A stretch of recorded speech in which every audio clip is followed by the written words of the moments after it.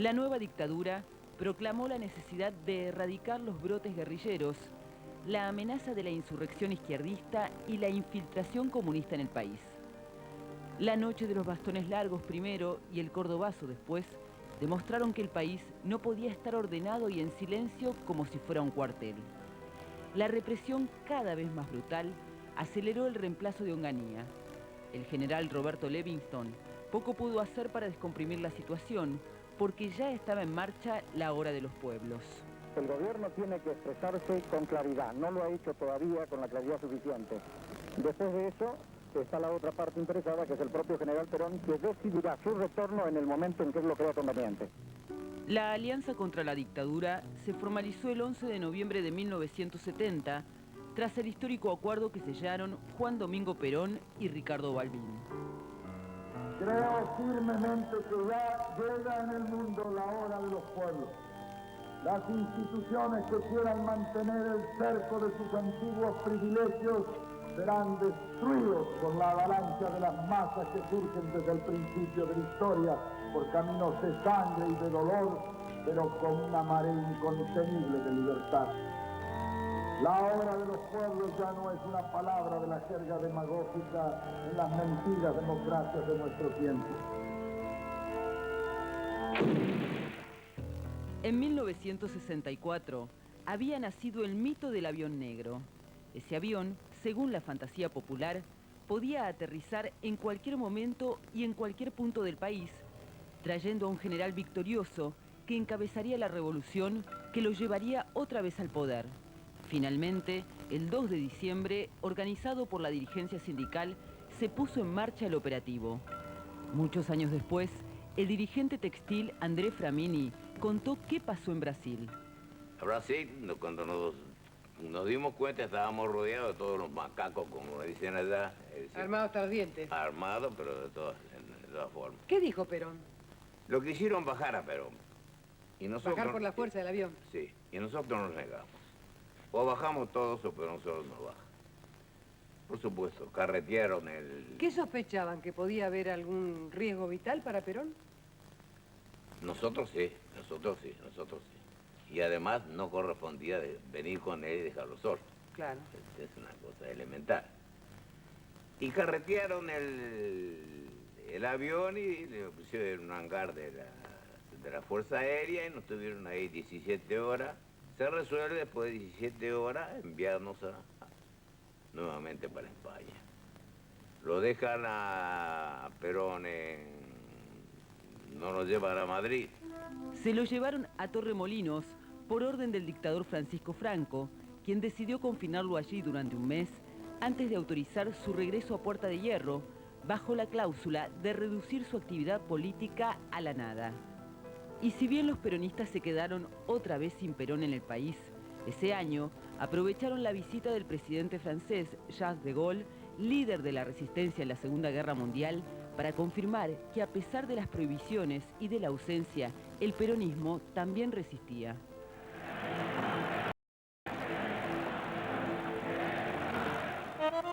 En las elecciones legislativas de 1965, el Partido Justicialista pudo presentar a sus candidatos. Envalentonados por el triunfo, algunos dirigentes, encabezados por el líder metalúrgico Augusto Timoteo Bandor, quisieron abrirse para encarar el peronismo sin Perón. Si Dios bajara todos los días a la tierra a resolver el problema planteado entre los hombres, ya le habríamos perdido el respeto. Y no habría faltado un tonto que quisiera reemplazarlo a Dios, porque el hombre es así.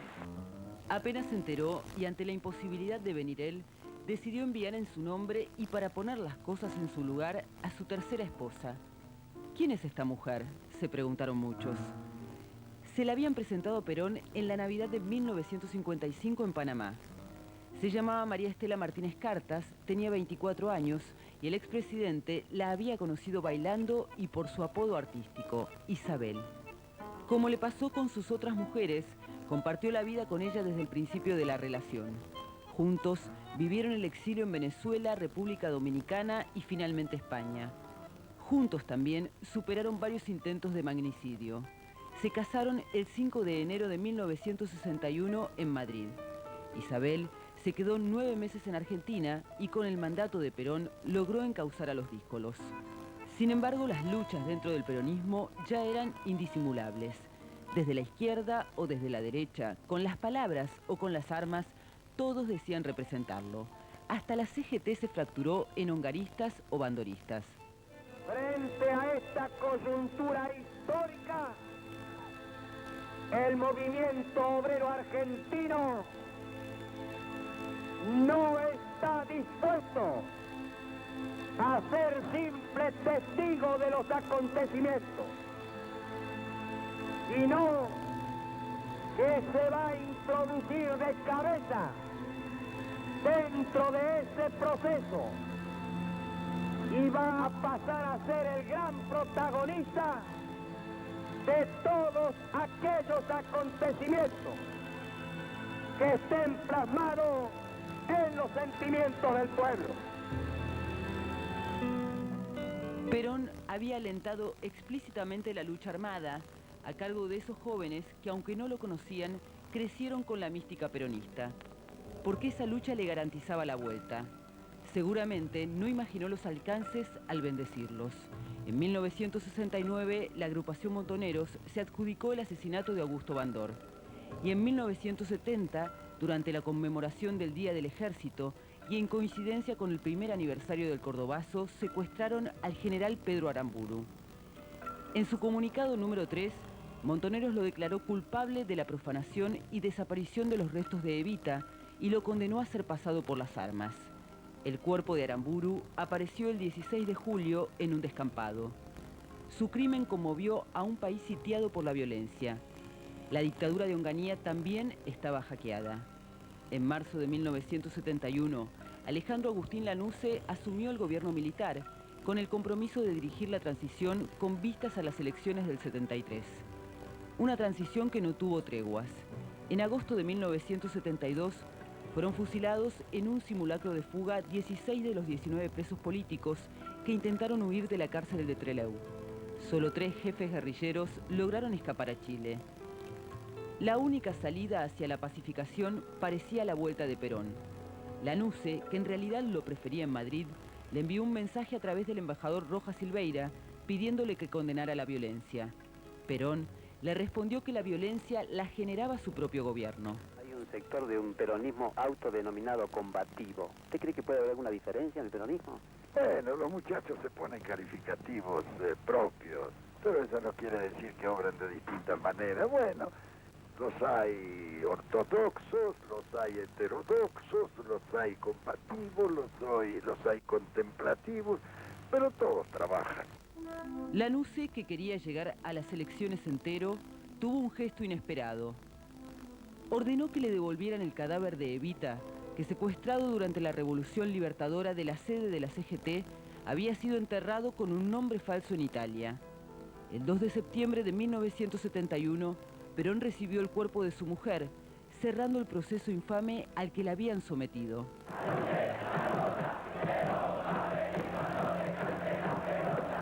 ¿Qué supone para usted en estos momentos en los que los sentimientos humanos son tan grandes?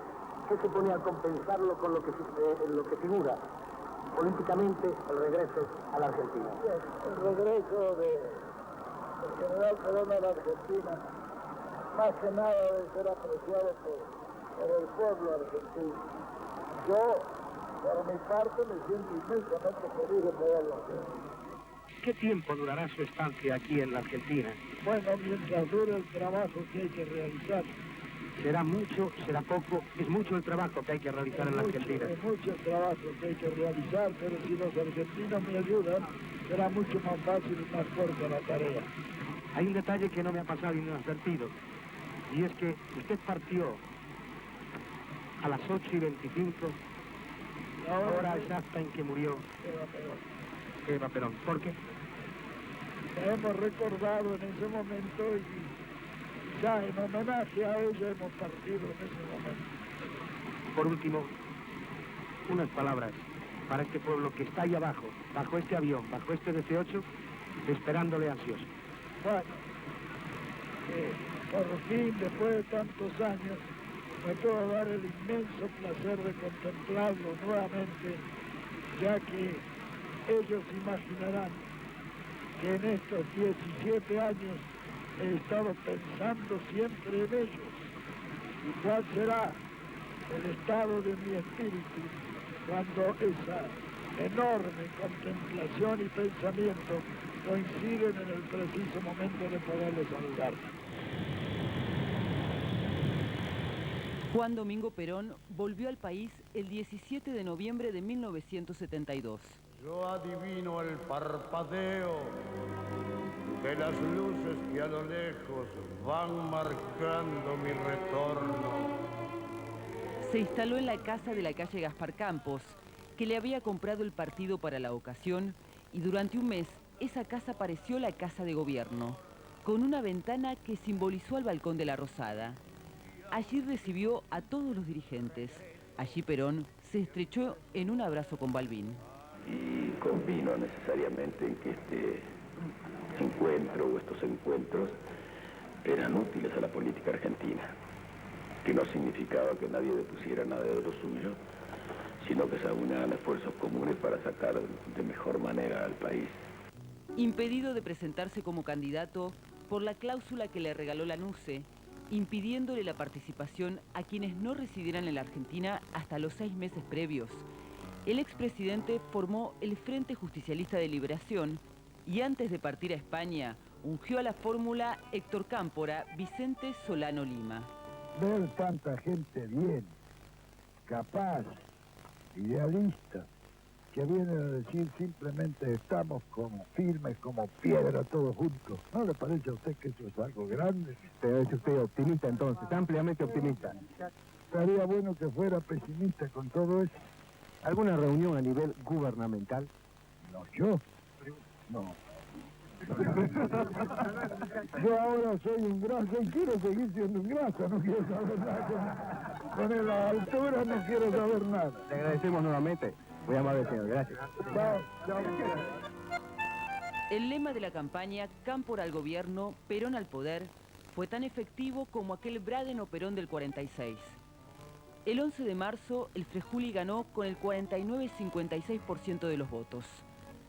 Desde que asumió el 25 de mayo, Cámpora enfrentó el caos en el que se había convertido el peronismo. Después del pacífico acto en la plaza, los sectores más combativos de la JP rodearon la cárcel de Devoto, exigiendo la libertad de los presos políticos a los gritos de «Primera ley vigente, libertad a los combatientes». Cámpora firmó en medio de la noche el decreto de urgencia y los presos fueron liberados. Las tensiones en el corazón del peronismo cercaron a Cámpora desde el principio. Por eso el flamante presidente concretó en persona el lucha y vuelve y viajó a Madrid para traer definitivamente a Perón.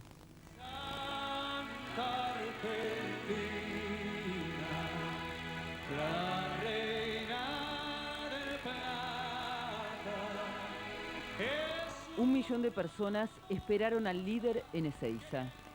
Indudablemente el histórico regreso debía ser una fiesta, pero por esa costumbre argentina de transformar todo en tragedia, el 20 de junio de 1973 ocurrió una nueva masacre.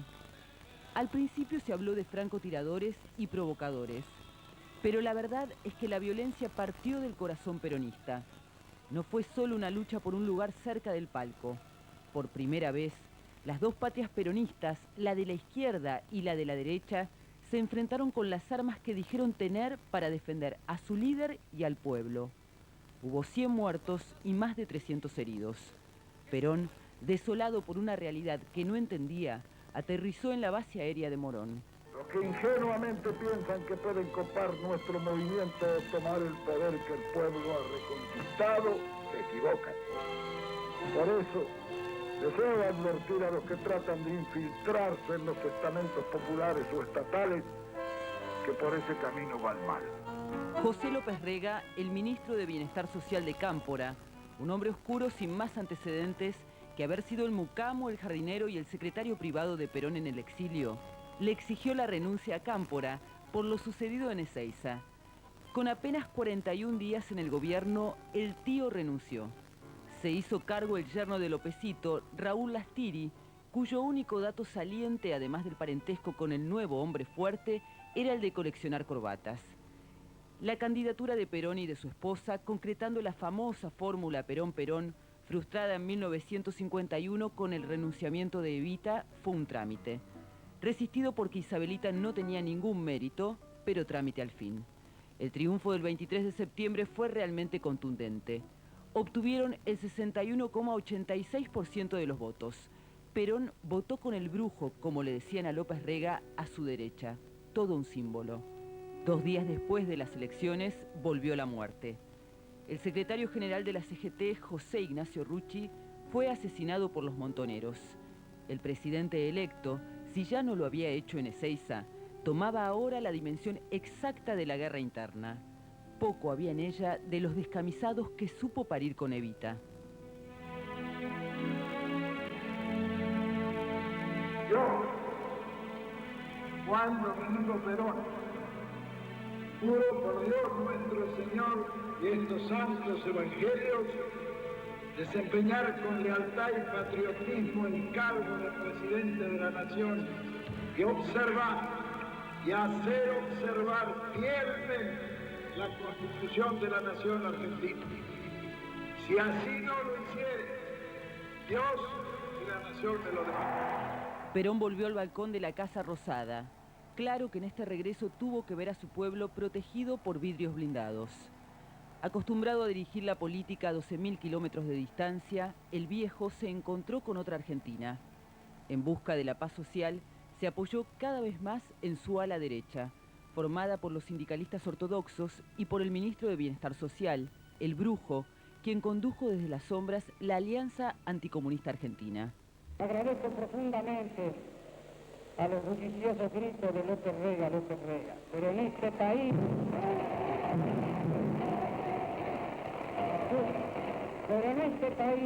debe haber un solo grito, que es el de Perón.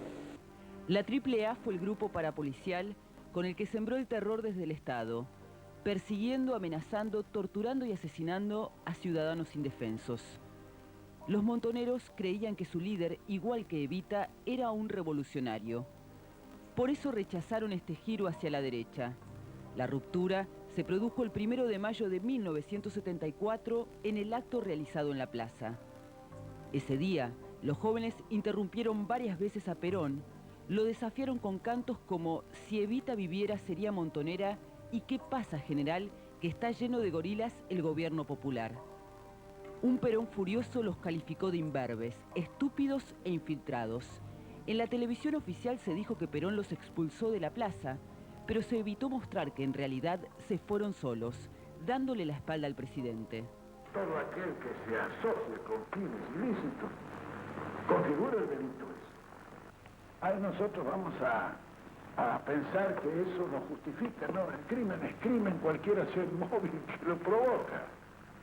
O el delito es delito, cualquiera sea el pensamiento, el sentimiento o la pasión que impulsa al criminal.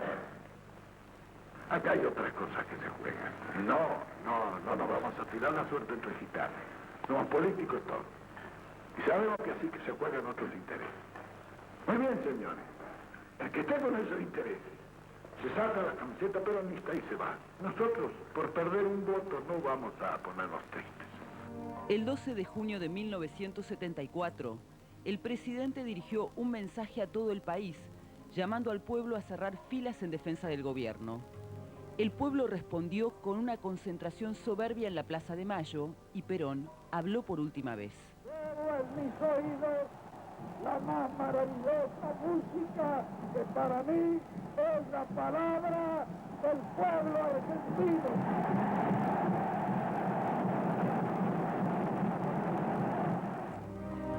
Murió a la 1:15 de la tarde del 1 de julio de 1974. Igual que Evita, en un día de invierno, frío y lluvioso. Todos sumados en el esfuerzo común de salvar para todos los tiempos la paz de los argentinos. Este viejo adversario despide a un amigo. ¿Acaso no lloré por él? Su partida precipitó la intolerancia, la revancha y la muerte en todas sus formas. En menos de 2 años llegó la peor dictadura, aquella que de algún modo había visualizado Perón desde el exilio. Esta es una dictadura, pero lo que los militares quieren después de una insurrección es hacer otra dictadura. Quizá sea peor que esta, porque esta es una dictadura vencida y puede venir una vencedora, y esa es más peligrosa, y sobre todo por el tiempo. Chao, viejo Juan, que ya no estás en mis mañanas de fumar junto a las rosas más tempranas. Chao, viejo Juan, compañero, padre, amigo, queda para siempre tu bondad. Con él murió el líder argentino más importante del siglo XX y posiblemente de toda nuestra historia. Con él murió la patria justa, libre y soberana que imaginó. Con él murió la esperanza. Chao, viejo Juan, compañero, padre, amigo, queda para siempre tu bondad. Chao, viejo Juan, chao, viejo Juan, chao, mi querido Juan. Juan Domingo Perón volvió a morir. Se cumplía el 13º aniversario de su primera muerte. Y en esos 13 años, trágicos y dolorosos, muchas veces se habló de la profanación. Pero nunca un juez hasta ese día había ordenado abrir el cajón. ¿Qué había cambiado? Es que ya no se trataba solo de rumores. Los profanadores habían enviado 2 cartas, con detalles que solo podían conocer quienes hubieran visto el cadáver, y una prueba que solo podían tener quienes hubieran estado en esa bóveda frente al ataúd.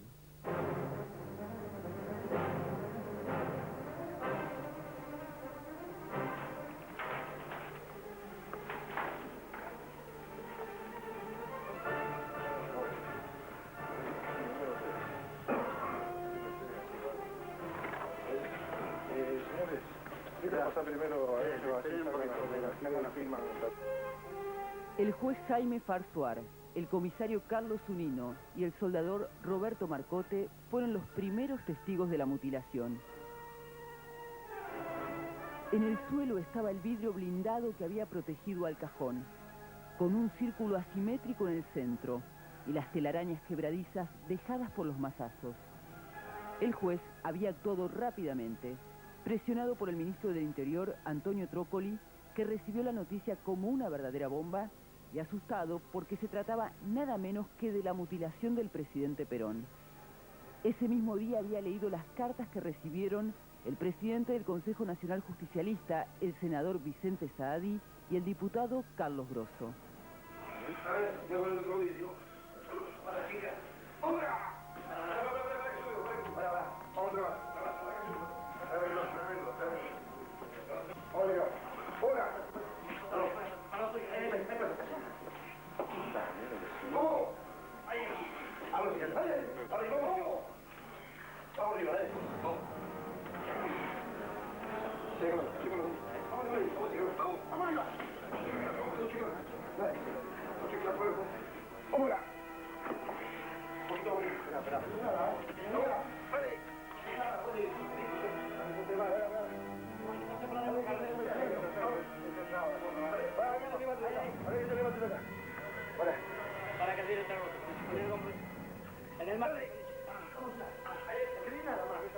Junio, 23 de 1987. Por la presente llevo a su conocimiento que con fecha 10 del corriente mes y año, el grupo al cual represento procedió a retirar o amputar las manos de los restos de quien en vida fuera el teniente general Juan Domingo Perón, en la bóveda ubicada en el cementerio de la Chacarita, sito en esta, por ahora capital federal, hallándose mano, anillo y sable del nombrado a buen recaudo y por ende en nuestro poder. Trataré de ser breve y explicar los motivos de dicha acción. En el año 1973, el general Perón contrajo por servicios que posteriormente le fueron prestados la deuda de $8 millones, la cual posteriormente nunca abonó, al igual que sus posteriores sucesores políticos. Por lo tanto, esa es la suma que exigimos por la restitución de sus manos. Somos conscientes de que nos enfrentamos a todo el país, a todas las fuerzas de seguridad, policiales y diversos organismos de inteligencia con los que cuenta el Estado. Como también lo somos que de no cumplirse con lo reclamado, o ante cualquier eventualidad desfavorable a nuestros intereses, dichos restos serán destruidos o pulverizados, lo que dejará al ilustre prócer incompleto para toda la eternidad, al igual que el museo que piensan erigirle. Firmado, Hermes Yay y los 13. ¿Qué encontraste? ¿Algo ahí? No, así por mí.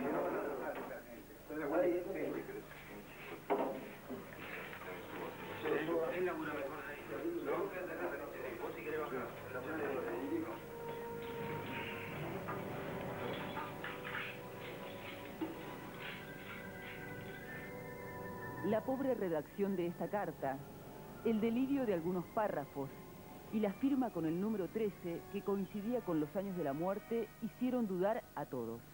En realidad, Saadi en un primer momento pensó que se trataba de una broma de mal gusto, como las que habían recibido infinidad de veces. En el seno del gobierno del presidente Raúl Alfonsín también dudaron, porque ocurría justo en las vísperas del aniversario, porque tenía un altísimo costo político y porque faltaba muy poco para las elecciones de septiembre.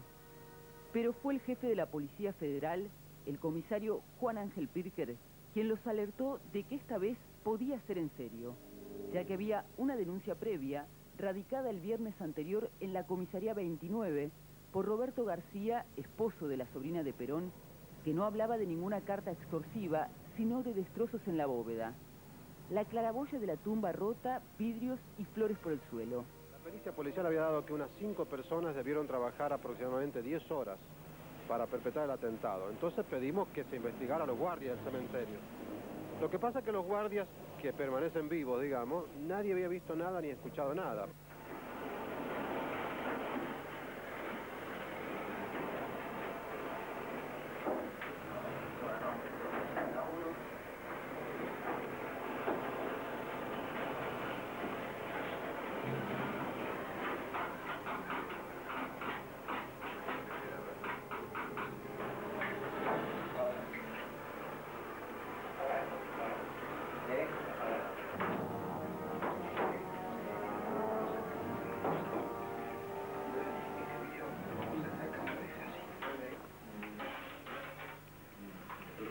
¿Puede venir, señor juez? Ah, señor. ¿Qué es lo que quiere que miremos? Ustedes nada, nosotros vamos a ver. Sí. Sí. ¿Quieren que lo dejemos acá? Sí, que no pase con la gente de la familia. ¿Podés hacer alguna cosa más, che? ¿La podemos hacer más para que quede? Sí, se puede hacer.